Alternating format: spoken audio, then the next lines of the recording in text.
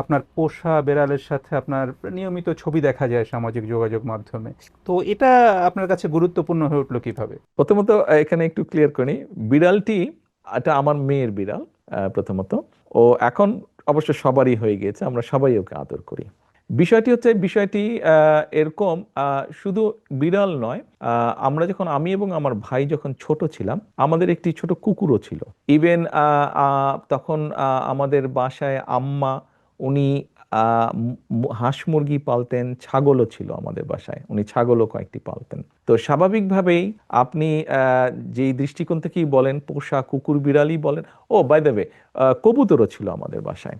শুধু কবুতর না, আমাদের বাসায় আপনার ছোট ছোট একটি বিরাট বড় একটি খাঁচা ছিল, সেই খাঁচার মধ্যে কিন্তু পাখি ছিল বিভিন্ন রকমের। এবং আবার আরেকটি খাঁচা ছিল যেটার মধ্যে একটা ময়না ছিল। তো ময়নাটা আমরা বরিশাল থেকে এনেছিলাম।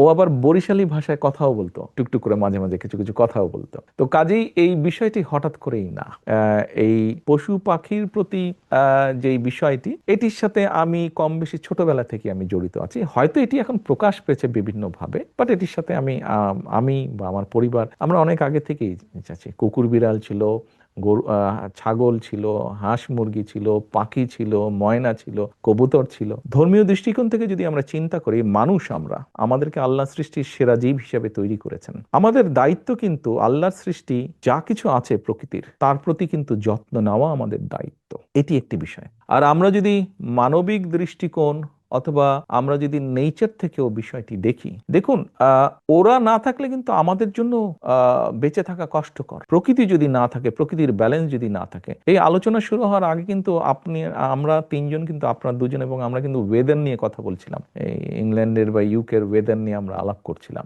এবং আমি বলছিলাম যে আমার এই 17 বছর অভিজ্ঞতায় দেখেছি যে ওয়েদার মনে হয় একটু একটু এখানেও চেঞ্জ হয়েছে।